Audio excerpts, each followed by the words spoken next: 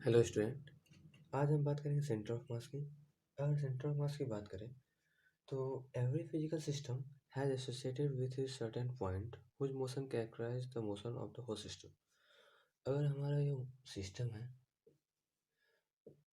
तो अगर इसमें फोर्स लग रहा है तो इसका अगर वो स्टडी करना है कि इसका मोशन क्या है, तो अगर हम किसी पॉइंट को अज्यूम करते हैं उसका स्टडी करते हैं अगर दोनों, तो ये सेंटर ऑफ मास वो पॉइंट होता है जो कि सिस्टम का, इस बॉडी का मोशन डिसाइड करता है, होल सिस्टम का रिजल्टेंट देता है। और हम कह सकते हैं when the system move under some external force, then this point move as if the entire mass of the system is concentrated at this point and also the external force is applied at this point for translation motion।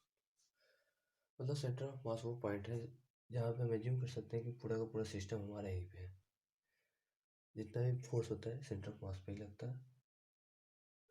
ऐसा लगता तो body पे है लेकिन हम लोग consume कर लेते हैं, एज्यूम कर लेते हैं कि सेंटर ऑफ मास पे लग रहा है, क्योंकि दोनों का मोशन रिजल्ट जो भी आएगा सेम आएगा हम लोग का।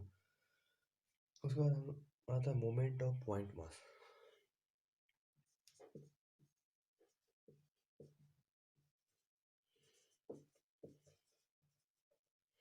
मोमेंट ऑफ पॉइंट मास में का मतलब हो गया it is defined as the product of mass of a particle and distance of the particles from the point about which mass movement is taken. अगर हमारा कोई पार्टिकल है यहाँ पे और ये हमारा ऑरिजिन है, ये पार्टिकल का मास एम है, तो यहाँ से जो डिस्टेंस होगा आर वेक्टर, ये हमारा मोमेंट है, तो हमारा मोमेंट क्या आ जाएगा M equal to M into R vector. ये हमारा मोमेंट हो गया पॉइंट, पर्टिकुलर पॉइंट मास का। इसी तरह अगर मोमेंट की बात करें इन पॉइंट्स की, जैसे यहाँ पे हमारे पास से m1 है, r1 है, m2 है, इसका डिस्टेंस r2 है, उसी तरह हमारे पास mn है और यहाँ पे इसका डायरेक्शन आर वेक्टर है, आर इन वेक्टर है। तो यहाँ पे हमारे पास मोमेंट जो आ जाएगा समेसन आ जाएगा एक पॉइंट मास का, जैसे m1 का मोमेंट, m2 का मोमेंट, सबका समेसन हो जाएगा। तो हम इसको लिख सकते हैं m1 r1 vector plus m2 r2 vector plus m3 r3 vector plus dot dot dot plus mn rn vector. ये तो बात थी मोमेंट की। अब अगर हम सेंटर ऑफ मास की बात करें तो सेंटर ऑफ मास हमारा क्या होता है RCM, summation of moment, summation of मास, दोनों का डिवीजन। जैसे आरसीएम की बात करें तो ये होता है m1 r1 plus m2 r2 plus m3 r3 plus mn rn upon m1 plus m2 plus m3 plus dot dot dot mn। इसको हम शॉर्ट में लिख सकते हैं RCM is equal to summation of MI RI, I हमारा 1 से n तक अगर n पार्टिकल है, upon summation of MI, summation of mass, I equal to 1 से n तक। तो ये हमारा RCM का फॉर्मूला हो गया। एक तरह सिस्टम किस तरह में निकालना है, summation of moment upon summation of total मास। तो समेशन ऑफ टोटल मास हमारा m होगा, m1 plus m2 m3 constant रहेगा, तो हमेशा तो बाहर निकाल लेते हैं। यहाँ से हम लिख सकते हैं 1/m into summation of Y, I equal to 1 से n तक MI RI। तो यहाँ से RCM हमारे क्या हो गया summation of moment upon summation of मास। तो यहाँ से बोल सकते हैं कि RCM जो होता है हमारा इन्वर्सली प्रोपोर्शनल होता है मास का। अब देखते हैं कि position of centre of mass of two particle. अगर हमारे पास दो पार्टिकल है, मान लीजिए दो पार्टिकल है m1 m2, डिस्टेंस हमारा r दिया हुआ है, तो इसका सेंटर ऑफ मास कहीं पे होगा। मान लेते हैं m1 अगर हमारा हैवी है तो सेंटर ऑफ मास m1 की तरफ शिफ्ट होगा। तो हमें पता है कि RCM जो है इन्वर्सली प्रोपोर्शनल है मास का। तो यहाँ से हम कह सकते हैं R1 upon R2 is equal to M2 upon M1। यहाँ से हमारे पास आ जाएगा M1 R1 is equal to M2 R2। और हमें पता है कि अगर हम R1 लेते हैं और ये R2 है हमारा, तो R1 प्लस R2 जो है R के बराबर है। तो यहाँ से R1 is equal to R minus R2। अब यहाँ R1 का वैल्यू पुट कर देते हैं M1 R minus R2 equal to M2 R2। तो यहाँ से हमारे पास R2 का वैल्यू आ जाएगा R2 equal to M1 into R upon M1 plus M2। उसी तरह यहाँ से R2 का वैल्यू अगर हम यहाँ पुट करते हैं तो यहाँ से हमारे पास R1 का वैल्यू आ जाएगा M2 R upon M1 plus M2। अब यहाँ पे डिपेंड करता है मास पे। अगर M1 ज़्यादा है तो R1 छोटा होगा, M1 कम है तो R1 ज़्यादा होगा, इन्वर्सली प्रोपोर्शनल है।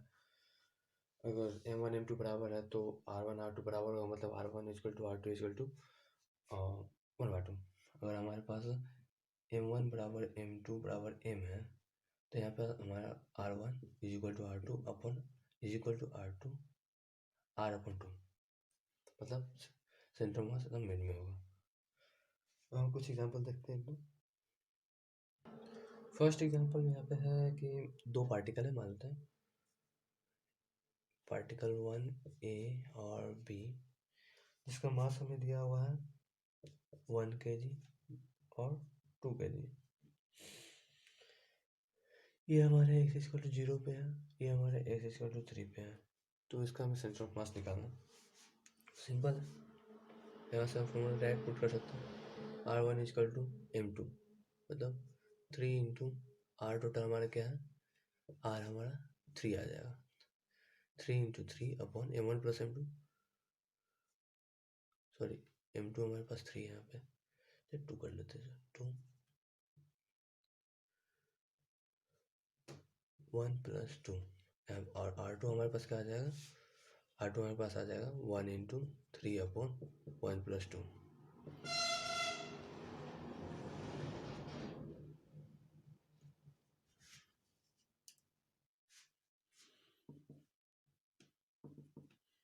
तो यहाँ पर हमारे पास आ गया R2 1 और R1 2। यहाँ पे देख सकते हो 1 kg कम हल्का है तो R1 ज़्यादा है हमारे पास, 1 kg के रिस्पेक्ट में, ये 2 kg के रिस्पेक्ट में जो 1 मीटर है। यहाँ से हमें पता चल गया ये 2 और ये 1। अब यहाँ पे नेक्स्ट एग्जांपल हमारे पास जिसमें तीन पॉइंट है, 3 मास है, M1 M2 M3। M1 1 kg, M2 2 kg, M3 3 kg। और तीनों पर डायरेक्शन वेक्टर दिया हुआ, डिस्टेंस दिया हुआ, डिस्टेंस वेक्टर या पोजीशन वेक्टर दिया हुआ, R1 R2 R3। R1 यहाँ पे है I प्लस 4j प्लस के, R2 I plus j plus के, और R3 2I minus j plus minus 2k। तो यहाँ पे RCM डायरेक्ट हम लिख सकते हैं। RCM हमारे पास क्या आ जाएगा, M1 इंटू R1। तो M1 R1 क्या है, M1 1 into R1 I plus 4j plus K plus M2 into R2, मतलब 2 into I plus j plus K plus M3 into R3, M3 3 kg और R3 2I minus j minus 2k upon M1 plus M2 plus M3 1 plus 2 plus 3। यहाँ से हमारे पास क्या आ जाएगा, I 2I जितना भी एक डायरेक्शन का उसको एक जगह कर लेते हैं, और यहाँ 6I, तो 6 7 8 एक 9I plus 3j minus 3k upon 6। ये हमारा RCM हो गया। तो इसे हम लिख सकते हैं 1/2 into 3I plus j minus के मीटर, मतलब x डायरेक्शन में 3/2। अगर हम RCM x का देखें, x डायरेक्शन में कैसा पॉइंट है, तो 3/2, y डायरेक्शन में 1/2 और z डायरेक्शन में -1/2। हमारा पॉइंट हो गया तीनों। अब अगर हम दूसरे एग्जांपल की बात करते हैं जिसमें हमारे पास एक हेक्सागोन है, इसका मान लेते हैं कि साइड पोली होमोजेनियस है और इसका साइड ए है और ये हमारा एक्सिस है 0, ये एक्स ये वाई और ये 1 kg 2 kg 3 kg 4 kg 5 kg and 6 kg line से। तो इसका सेंटर ऑफ मास निकालना है, तो यहाँ पहले से आपका पॉइंट निकाल लेते हैं। ये हमारे पास आ जाएगा √3/2a, क्योंकि ये हमारे पास 30 है तो, और ये हमारे पास a है तो ये cos 30 हो जाएगा। इसलिए यहाँ से यहाँ तक भी √3/2a होगा।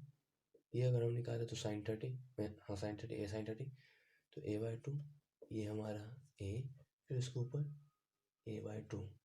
इससे हमारा सारा कोऑर्डिनेट पता चल गया। कोऑर्डिनेट हम अलग लिख लेते हैं। अगर हम कोऑर्डिनेट इधर लिखे तो इसका कोऑर्डिनेट हमारे पास आ जाएगा x में √3/2a, 0। इसका कोऑर्डिनेट आ जाएगा हमारे पास, तो हम पहले एक्सियम निकाल लेते हैं। एक्सियम हमारे पास क्या आ जाएगा, 1 × √3/2 है प्लस 2 × √3 है प्लस 3 × √3 प्लस 4 × √3/2 है प्लस 5 × 0 6 × 0। ये हमारे पास एक्सियम आ गया। और इसका समेशन ऑफ मास हमारे पास क्या आ जाएगा, 6 × 7/2 मतलब 21 हो गया। अब इसे सोल्व कीजिएगा, ये दोनों तो 0 हो गया। सोल्व करने के बाद आ जाएगा √3/2a + 1 2 3 5 6 7 √3a/21। तो यहाँ से हमारे पास क्या आ जाएगा, 15/2 √3a × 21, तो 5 √3a/14। ये हमारा एक्सियम हो गया। इसी तरह वाईसीएम भी निकाल सकते हैं। वाईसीएम क्या हो जाएगा हमारे पास, वाईसीएम आपको आ जाएगा, वन मास लेते हैं 1 × 0 plus 2 × a/2 plus 3 × 3a/2 plus 4 × 2a plus 5 × 3a/2 plus 6 × a/2/21। इसे आप सोल्व कर लीजिए, आपके पास वाईसीएम आ जाएगा। तो ये सब था कि हमारे पास अगर पॉइंट है तो उसका सेंटर ऑफ मास निकालने के लिए। अगर हमारे पास कंटिन्यूस मास, मान लीजिए कि ये एक रड है, इसका निकालना इसके लिए हमें क्या करना होता है, इंटीग्रेशन करना होता है। अगर इसका एक्सियम निकालना है तो summation of x dm upon summation of dm। उसी तरह अगर वाईसीएम निकालना है तो summation of y dm, y direction में यूनिट मास का integration upon dm, integration of dm total mass, मतलब unit moment upon total mass. उस तरह जेड सी एम निकालेंगे, summation of Z D M upon integration of D M. तो अगर हम rod का सेंटर ऑफ मास निकालते हैं, COM of a uniform rod, uniform rod का अगर हम COM निकालते हैं, मान लीजिए एक रॉड हमारे पास, ये x = 0 से x = L लेंथ का है। तो यहाँ से हमें इंटीग्रेशन करना है, यूनिट मास लेना है। मान लेते हैं हम x डिस्टेंस पे एक dx का एलिमेंट लिए और हमारे पास dm क्या आएगा, dm = इसका टोटल मास हमें m दिया हुआ है, तो m/L into unit mass dx। ये हमारे पास dm आ गया, मतलब इस पोर्शन का मास, और इसका मोमेंट क्या हो जाएगा, x × dm। तो यहाँ पे तो वाईसीएम 0 आ गया क्योंकि वाईसीएम में कुछ है ही नहीं मास डिस्ट्रीब्यूशन। तो एक्सियम हमारे पास आ जाएगा summation of x dm, x distance यहाँ से एक्स डिस्टेंस ये हमारा into M upon L into D X upon summation of D M. Summation of D M हमारा एम ही आएगा, जिससे एम डायरेक्ट लिख देते हैं हम, क्योंकि summation of total mass M ही आएगा। एम हमारा टोटल मास एम है, तो यहाँ से हमारे पास आ जाएगा एम कट जाएगा, कॉन्स्टेंट होकर बाहर आएगा, एम कट जाएगा, तो 1/L into x square upon 2, कहाँ से कहाँ तक, 0 से L तक। तो यहाँ पे हमारे पास L square by L into 2, जो हमारे पास आ जाएगा L/2। मतलब सेंटर ऑफ मास रॉड का हमारा क्या होता है, L/2 होता है। ये तो हमारा यूनिफॉर्म रॉड था। और मान लेते हैं कि डेंसिटी वैरी करता है। हाँ, रॉड का जो डेंसिटी है वो वैरी कर रहा है। मतलब अगर कोई रॉड है, ये हमारा रॉड है, इसका अगर रो वैरी कर रहा है, रो मान लेते हैं कुछ भी A+BX, ये है हमारा रो, तो यहाँ पे सेंटर ऑफ मास हमारा क्या हो जाएगा, XCM इजिकल टू DM। पहले निकालते हैं, DM क्या होगा, अगर हम यहाँ पे एलिमेंट लिए हैं तो rho into D x, rho into D x. अगर डी एक्स हम एलिमेंट लिए हैं यहाँ पे, तो ये एक्स डिस्टेंस पे, बस ऊपर वाला है, यहाँ पे मास वेरी कर रहा है, में डेंसिटी वेरी कर रहा है। तो यहाँ पे हमारे पास रो क्या है, A+BX, ये कितना डिस्टेंस पे x, ये मोमेंट हो गया, इसका integration into D x, rho D x. ये रो हमारे पास A+BX था, D x into x moment, element का मोमेंट इतना हो गया, अपन टोटल मास। टोटल मास हमारे पास क्या आ जाएगा, समेसन ऑफ रो, मतलब A+BX। हमारा एक्स कहाँ से कहाँ तक वेरी कर रहा है, एक्स हमारा 0 से L तक, यहाँ भी 0 से L तक, ठीक है। इसे इंटीग्रेट अगर करते हैं हम, तो हमारे पास आ जाएगा AX² अपॉन 2 प्लस BX² होगा, उसका इंटीग्रेशन BX³ अपॉन 3, ये हमारा 0 से L तक। फिर उसके बाद नीचे आ जाएगा AX प्लस BX² अपॉन 2, ये हमारा 0 से L तक। अब इसमें लिमिट पुट कीजिए, उसका देखिए क्या आता है, यहाँ पे लिखते हैं, 0 में 0 हो जाएगा, AL²/2 plus BL²/3 upon AL plus BL²/2, L common आ जाएगा, कट जाएगा, तो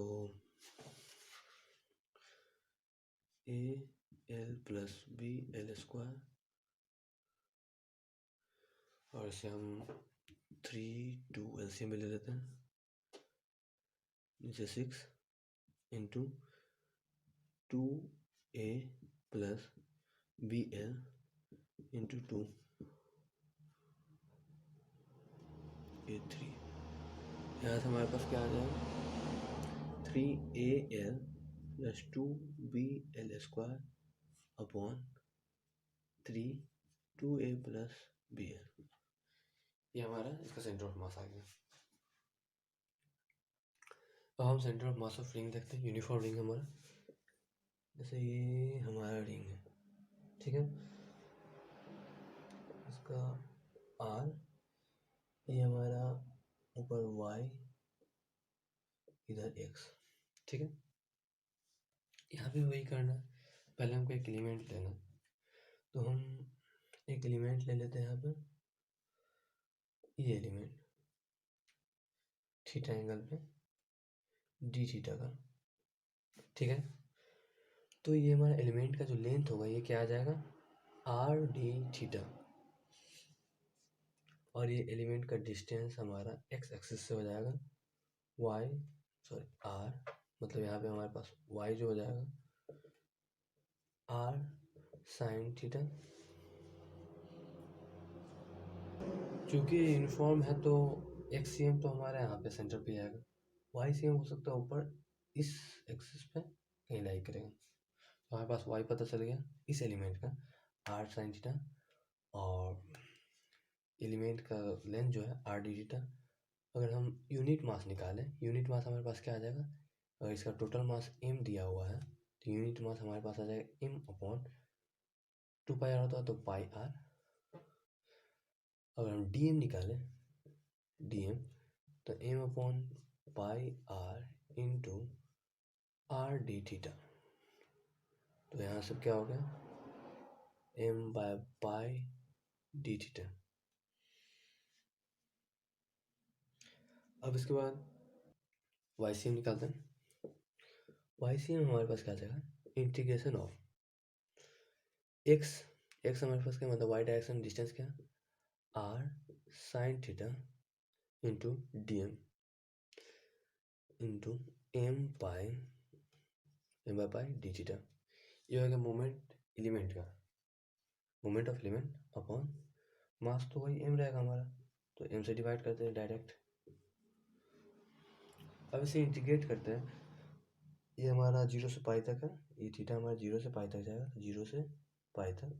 यहाँ पे आर एम अपॉन पाई बाहर निकाल लेते हैं, आर एम अपॉन पाई, और एम है बाहर तो एम एम कट जाएगा, आर बाई पाई सिर्फ रहेगा। साइन थीटा का इंटीग्रेशन कॉस थीटा, तो कॉस थीटा लिमिट कहाँ से कहाँ था, 0 से पाई था, ठीक है। तो अगर हम यहाँ लिमिट रखते हैं तो 2 आएगा,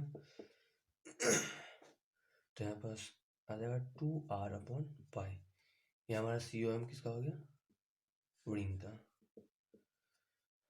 अगर हम मान लेते हैं कि हमारे पास कुछ पर्सन ऑफ रिंग है, आधा रिंग इस तरह का रिंग है,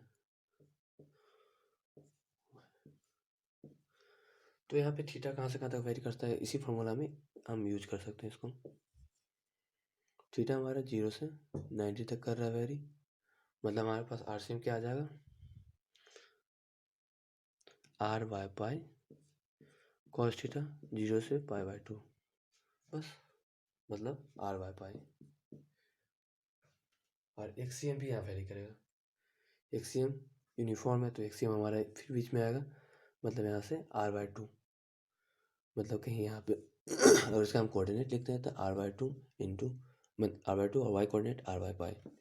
उसी तरह हर एंगल के लिए हम जनरल कर सकते हैं इसे। अगर रिंग का कुछ हमारा ये पोर्शन है, इस पोर्शन का हमें निकालना है, तो थीटा कहाँ से कहाँ तक वेरी कर रहा है, ये थीटा 1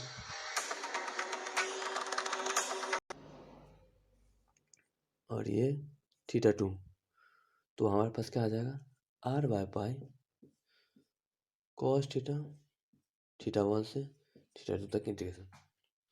ये जनरल हो गया सबके लिए, अगर कोई भी सेक्शन हमारे पास है तो। अब हम नेक्स्ट देखते हैं centre of mass of circular disc, disc का क्या होता है। तो उससे पहले जनरल 0 से पाई तक होता है, तो इसे याद रखिएगा, मतलब C O M of semi circular ring 2r by pi. तो हम डिस्क का देखते हैं,